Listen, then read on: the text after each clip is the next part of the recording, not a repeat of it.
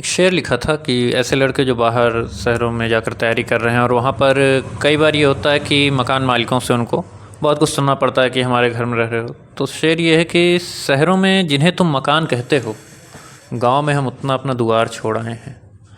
इस शहरों में जिन्हें तुम मकान कहते हो, गांव में हम उतना दुआर छोड़ आए हैं और ये पढ़ाई लिखाई नौकरी वोकरी के चक्कर में अपना हंसता खेलता घर परिवार छोड़ आए हैं। क्या बात है सर। तो लिखते हैं, तो उनकी एक लाइन है कि अब मिलने की आज़ादी कर लें हम दोनों, सोच रहे हैं शादी कर लें हम दोनों। युवा एक तरीके से, जैसे हम सभी रामायण देखते थे तो उसमें हनुमान जी थे, तो हनुमान जी अपनी शक्ति को भूल गए थे, तो जामुन जी उनको जगाते हैं कि पवन तनय बल पवन समाना, का चुप साध रहे बलवाना, पवन तनय बल पवन समाना। तो वही स्थिति युवाओं की है कि युवा अपनी शक्ति को भूल चुका है। युवाओं को ये याद रहना चाहिए कि वो एक ऐसा हुजूम, एक ऐसी आंधी है जो कि अच्छे से अच्छे तख्त को उखाड़ फेंकती है। नमस्कार दोस्तों, स्वागत है आपका आनंद मोटिवेशन में। दोस्तों आज हमारे साथ एक ऐसी शख्सियत मौजूद हैं जो कि परिचय के मोहताज नहीं हैं। दोस्तों आज हम बात कर रहे हैं प्रतापगढ़ जनपद के। हमारे साथ सर्वेश सिंह जी हैं जो कि कवि भी हैं और साथ में शिक्षक भी हैं और साथ में राजनीति क्षेत्र में बहुत ही लंबे समय से सक्रिय भी हैं और समाज में अपनी एक महत्वपूर्ण भूमिका अदा कर रहे हैं। आइए जानते हैं किस प्रकार से ये समाज में तमाम कार्यों को सक्रिय हैं और युवाओं को इंस्पायर कर रहे हैं। आज जीती जागती एक मिसाल हैं, बहुत सारे युवा आज इनसे इंस्पायर हो रहे हैं। आप देख सकते हैं बहुत ही कम उम्र है, लेकिन उम्र कम होने की वजह से ये नहीं कह सकते हैं कि इनके पास अनुभव कम है, अनुभवों का इनके पास खजाना है। तो नमस्कार दोस्तों, आइए इनका स्वागत करते हैं अपने चैनल पर और इनके प्रश्नों के माध्यम से, हम उत्तर के माध्यम से आपको जोड़ते हैं। नमस्कार सर, स्वागत है आपका आनंद मोटिवेशन में। बहुत बहुत धन्यवाद आनंद जी। सर थोड़ा सा आप अपने एजुकेशन बैकग्राउंड के बारे में बताइए। एजुकेशन बैकग्राउंड कोई ज़्यादा खास रहा नहीं है। हम लोग प्रतापगढ़ जनपद से आते हैं और प्रतापगढ़ जनपद में शिक्षा का स्तर समय के साथ काफ़ी कम होता चला गया है, क्योंकि यहाँ पर रहने वाले लगभग सभी मध्यम वर्गीय परिवार से हैं और शिक्षा को लेकर के मध्यम वर्गीय परिवार की धारणा यही होती है कि इंटर हो जाए, ग्रेजुएशन हो जाए, ग्रेजुएशन में तो बच्चे बीटेक या मेडिकल फील्ड में जाते हैं या फिर ग्रेजुएशन अगर यहाँ से कर रहे हैं तो उसके बाद वो बीएड करते हैं। तो यही हम लोगों का भी रहा, चूँकि मध्यम वर्गीय परिवार से आ रहे हैं तो पिताजी ने पहले यही कहा कि ग्रेजुएशन कर लो। तो ग्रेजुएशन हुआ, फिर बीएड हुआ, बीएड के बाद शिक्षा के क्षेत्र में आ गए, साथ ही साथ परास्नातक हुआ यहीं से और तब से लगातार यही शिक्षा के क्षेत्र में अपनी जो है उपस्थिति दर्ज किए हुए हैं। जी। सर आप साहित्य में आपका किस प्रकार से आना हुआ? साहित्य में आना कोई एक ऐसी घटना नहीं रही कि कोई घटना घटी और साहित्य में आना हो गया। साहित्य चूँकि जैसे बताया कि यहाँ पर रहने के साथ साथ पढ़ने में थोड़ा एक अलग सा हो रहा, क्योंकि विज्ञान वर्ग के विद्यार्थी रहे तो विज्ञान वर्ग के विद्यार्थियों के लिए साहित्य एक अनोखा विषय लगता है। तो विभिन्न प्रकार की किताबें पढ़ना, यूट्यूब चैनल्स पे बहुत सारे कवि हैं उनको सुनना और उनको सुनते सुनते और पढ़ते पढ़ते थोड़ा बहुत लिखने का मन हुआ और वो चीज़ें वहीं से अपना एक क्रम निर्धारित हो गया। जी सर। चाहते हैं कि कोई शेर आपके माध्यम से हो जाए हमारे दर्शकों के बीच में।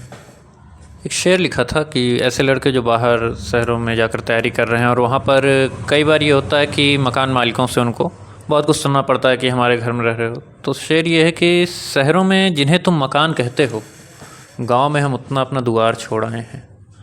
इस शहरों में जिन्हें तुम मकान कहते हो, गांव में हम उतना दुआर छोड़ आए हैं और ये पढ़ाई लिखाई नौकरी वोकरी के चक्कर में अपना हंसता खेलता घर परिवार छोड़ आए हैं। क्या बात है सर, बहुत ही सराहनीय लाइनें हैं आपकी।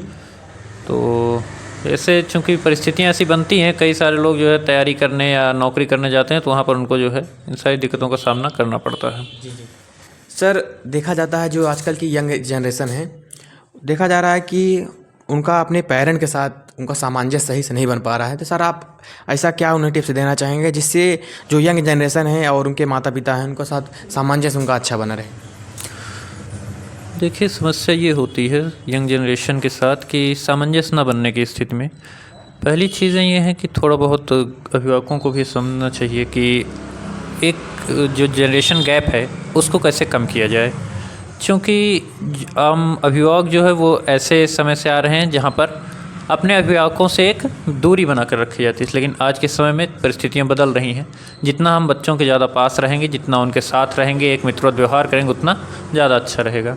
और जो आज के युवा हैं उनके लिए यही कहूँगा कि आप जितना ज़्यादा हो सके अपने अभिभावकों के साथ रहिए, अपनी सारी बातें उनके साथ शेयर करें। अभिभावकों से भी ये कहना है कि वो ज़्यादा बच्चों के ऊपर दबाव न डालें किसी चीज़ को लेकर के, वो जो क्या कर रहे हैं क्या नहीं कर रहे हैं, क्योंकि हर बच्चा जो है आज के समय में पहले से कहीं ज़्यादा जागरूक हो चुका है।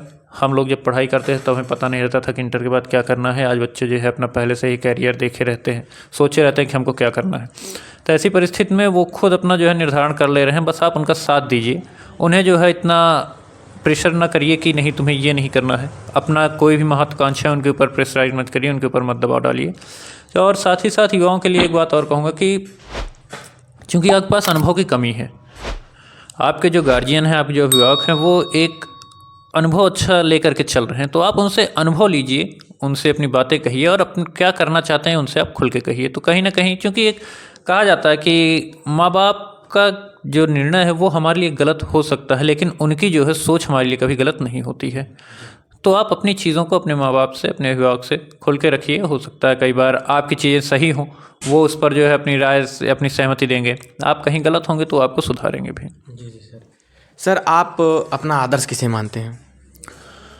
आदर्श में सर्वप्रथम हम सब चूँकि अवध क्षेत्र से आते हैं, प्रभु श्री राम हमारे आराध्य हैं, प्रभु श्री राम आराध्य हैं। और साथ ही साथ आदर्श रूप में अगर देखा जाए तो लिखने में मैंने आदर्श रूप में कुमार विश्वास को माना है, और शैक्षिक क्षेत्र में यहीं जनपद के पंडित मुनीश्वर दत्त उपाध्याय जी थे, वो मेरे आदर्श रहे हैं। शिक्षा के क्षेत्र में मेरे शिक्षक रहे हैं जिन्होंने मुझे पढ़ाया है।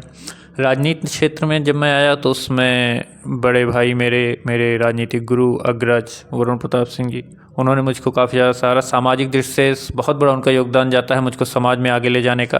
क्योंकि एक विद्यार्थी या एक मध्यम वर्गीय परिवार का लड़का जो कि सिर्फ अपने काम से, पढ़ने से और अपनी चीज़ों से मतलब रखता है, और उसका अगर सामाजिक उत्कृष्ट किया जा रहा है तो एक अपने आप में बहुत बड़ी बात है। ये कार्य जो है मेरे राजनीतिक गुरु कह सकते हैं, बड़े भाई कह सकते हैं, आदर्श कह सकते हैं, वरुण प्रताप सिंह जी ने किया है। और इसके अलावा अगर हम शिक्षा के क्षेत्र में देखेंगे तो शिक्षा का क्षेत्र जो है वो जनपद का काफ़ी अच्छा रहा है, क्योंकि यहाँ से पंडित मुनीश्वर दत्त उपाध्याय जी रहे, तो उन्होंने कई सारे विद्यालयों की स्थापना की, तो उनको आदर्श रूप में शिक्षा क्षेत्र में रखा। साथ ही साथ लेखनी में जो है निराला जी को रखा है, कुमार विश्वास को रखा है। जी। सर, आप कवि के साथ में आप राजनीति में बढ़ चढ़ के भाग लेते हैं, तो किस तरीके से सर राजनीति में आपका आना हुआ? जैसा भी बताया कि 2016 में ग्रेजुएशन फाइनल था, उसी समय जो है मेरी मुलाकात, और उस समय वर्तमान में जो है थे भारतीय जनता युवा मोर्चा, जो कि भाजपा का ही एक विंग है यूथ का, उसके जिलाध्यक्ष थे वरुण भाई साहब, उनसे एक मुलाकात हुई और उसी के बाद उन्हीं के साथ विभिन्न कार्यक्रमों में हिस्सा लेते गए हम लोग। फिर उन्हीं की टीम में विभिन्न पदों पर कार्य हुआ और उनके साथ राजनीति में आते आते एक, चूँकि हमारी एक रुचि होती है, हम एक युवा हैं, तो हमें लगता है कि राजनीति के थ्रू हम एक बदलाव कर सकते हैं। उसी बदलाव को देखने के लिए एक सकारात्मक पहलू को लेकर के हम लोग चलते रहे, और वो सकारात्मक पहलू कहीं ना कहीं हमने किया भी। विभिन्न मुद्दों पर हम जो है सरकार को घेरे, चाहे सरकार हमारी रही हो या विपक्ष की रही हो, कई सारे मुद्दे ऐसे रहे हैं जिन पर हमने जो है अपने जनप्रतिनिधियों को घेरा और उन कामों को करवाया। तो वहाँ से लगता था कि जो चीज़ें हम या तो एक प्रशासन में आकर कर सकते हैं या तो हम शासन में रह कर कर सकते हैं। तो कई सारी चीज़ें ऐसी होती हैं जिनको हमको कि शासन में रह के करना होता है, और अगर हम शासन में हैं, हमारे पास इतना जज्बा है, तो हम वो चीज़ें करवा ले जाते हैं।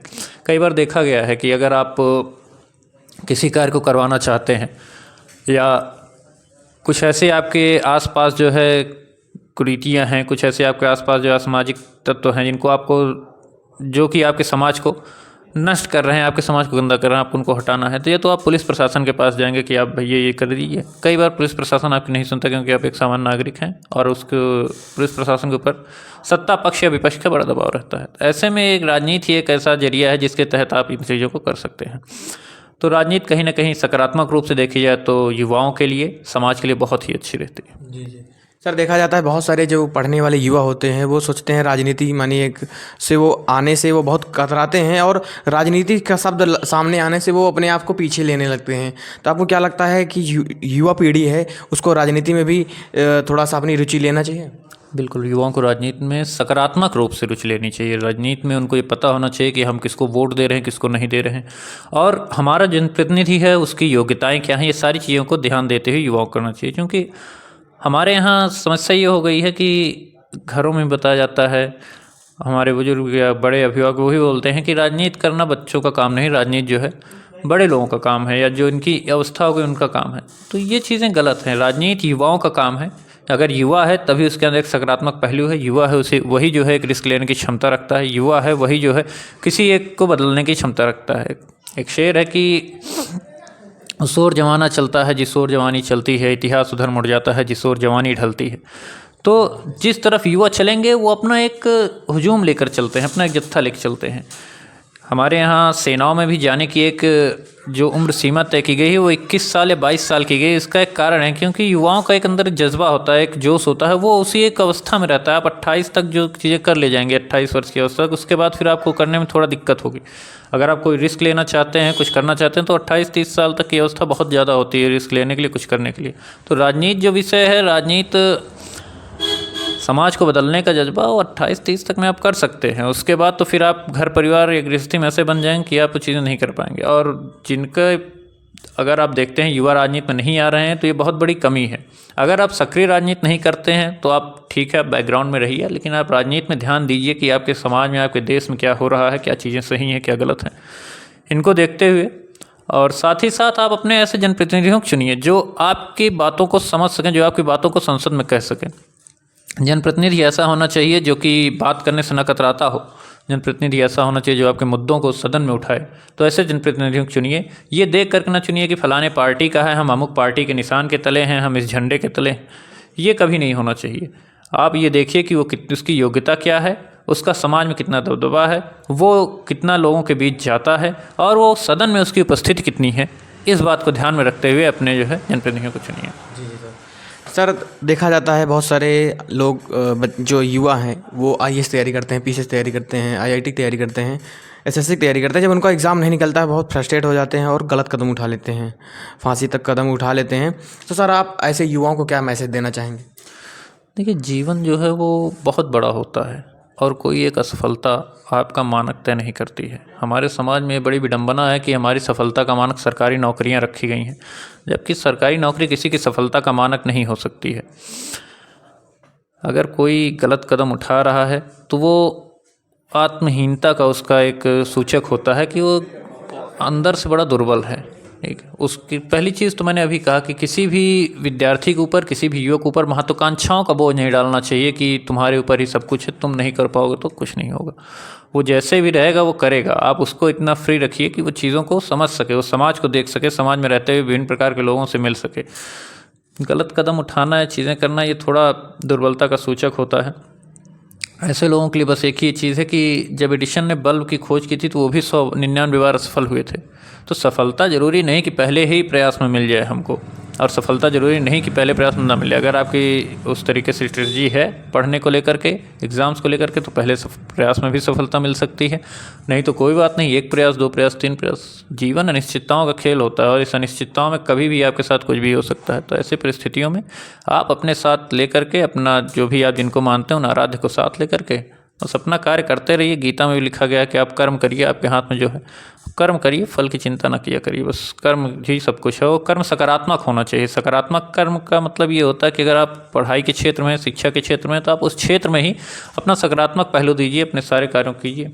उसके बाद क्या होता है, उसका उत्तर या उसका फल जो होगा वो आपको सही चीज़ दिखाएगा। जी सर। सर, आप एक बहुत ही योग्य शिक्षक भी हैं। तो मैं एक प्रश्न मेरा है कि सर, बहुत सारे जो बच्चे होते हैं मैथ में कमज़ोर होते हैं, वो जिसके कारण कमज़ोर होने की वजह से उनके घर वाले उनको मंदबुद्धि बोलने लगते हैं। तो सर, ऐसे बच्चे क्या टिप्स फॉलो करें जिससे वो अपनी जो कमज़ोर सब्जेक्ट है उसको स्ट्रॉन्ग बना सकें? देखिए, विषय अगर हम एकेडमिक लेवल पर देखें तो 10वीं तक में 6 विषय होते हैं और 11वीं 12वीं में 5 विषय होते हैं। तो कोई व्यक्ति जो है सही विषय में महारत हासिल नहीं कर सकता। अगर वो गणित में कमज़ोर है तो उसको देखिए वो किस विषय में ज़्यादा अच्छा है। वो जिस विषय में ज़्यादा अच्छा है उसमें ज़्यादा नंबर लाएगा। बाकी गणित में उतना मेहनत करे कि वो फेल ना हो, उन चीज़ों को आराम से निकल ले जाए। अब गणित जो है वो सिर्फ लगाने का विषय है, अभ्यास का विषय है। जितना आप अभ्यास करेंगे गणित में उतनी चीज़ें आएंगी। कई बार होता है कुछ बच्चों के अंदर गणित को लेकर भय बन जाता है, तो उस भय को दूर करने का तरीका यही है कि आप चीज़ों को अपने मन से हटाइए, सवाल ज़्यादा लगाइए। साथ ही साथ आप उन विषयों पर ज़्यादा फोकस करें जो आपको बहुत अच्छे से आते हों, वही विषय आपको अच्छे ले जाएंगे। जी। सर, कोई कविता या लाइन जो आपके दिल के बहुत करीब हो? मेरी लिखी यही एक लाइन मेरे बहुत करीब है कि जो मैंने अभी आपको बताया कि जिन युवाओं को बाहर रहना पड़ता है, नौकरी करना पड़ता है, कि शहरों में जिन्हें तुम मकान कहते हो, गांव में हम उतना अपना द्वार छोड़ आए हैं और नौकरी चाकरी पढ़ाई लिखाई के चक्कर में अपना हंसता खेलता घर परिवार छोड़ आए हैं। एक यही हमारे बगल के जनपद के अच्छे शायर हैं रितेश रजवाड़ा। इन्होंने अभी हाल ही में एक मूवी आई थी मेजर, इसमें उन्होंने गीत भी लिखा था। तो उनकी एक लाइन है, क्योंकि श्रृंगार वो लिखते हैं, तो उनकी एक लाइन है कि अब मिलने की आज़ादी कर लें हम दोनों, सोच रहे हैं शादी कर लें हम दोनों। सर आप कुछ युवाओं को संदेश देना चाहेंगे? युवा एक तरीके से, जैसे हम सभी रामायण देखते थे तो उसमें हनुमान जी थे, तो हनुमान जी अपनी शक्ति को भूल गए थे, तो जामुन जी उनको जगाते हैं कि पवन तनय बल पवन समाना, का चुप साध रहे बलवाना, पवन तनय बल पवन समाना। तो वही स्थिति युवाओं की है कि युवा अपनी शक्ति को भूल चुका है। युवाओं को ये याद रहना चाहिए कि वो एक ऐसा हुजूम, एक ऐसी आंधी है जो कि अच्छे से अच्छे तख्त को उखाड़ फेंकती है। वो यही युवा थे जिन्होंने अंग्रेजों को इस भारत से बाहर उखाड़ फेंका था। भगत सिंह, राजगुरु, सुखदेव, चंद्रशेखर आज़ाद जैसे युवाओं ने भी इस भारत को आज़ादी दिलाने में अहम भूमिका निभाई थी। तो युवाओं को ये नहीं भूलना चाहिए कि आपके अंदर कितना जो है किसी कार्य करने की कितनी क्षमता है। आप युवा हैं, आप नौजवान हैं, आप जिधर चलेंगे आपके पीछे एक जत्था चलेगा, आपके पीछे एक हुजूम चलेगा। इंकलाब का नारा देकर के जब भगत सिंह और सुखदेव राजगुरु ने अपनी गिरफ्तारी दी थी तो उस समय इस भारत में जो है एक नया आंदोलन खड़ा हो गया था। युवाओं के दम पर ही एक नया आंदोलन, अन्ना आंदोलन शुरू किया गया था, जिसमें कि कुमार विश्वास, अरविंद केजरीवाल जैसे लोगों ने बढ़ चढ़ के हिस्सा लिया। तो युवा जो है एक अपना, देखिए युवाओं को एक गाइडेंस की ज़रूरत होती है। आप उनको बता दीजिए कि आप इस तरफ चलिए, उधर चल जाएंगे। उनके पास कोई वो नहीं, वो भीड़ है, एक सोच है, उस सोच को आप कितना यूटिलाइज कर ले जाते हैं। तो युवाओं को अपने आसपास चीज़ों को देखते हुए एक सही सोच की तरफ चलना चाहिए। बहुत बहुत धन्यवाद सर आपका हमारे चैनल में।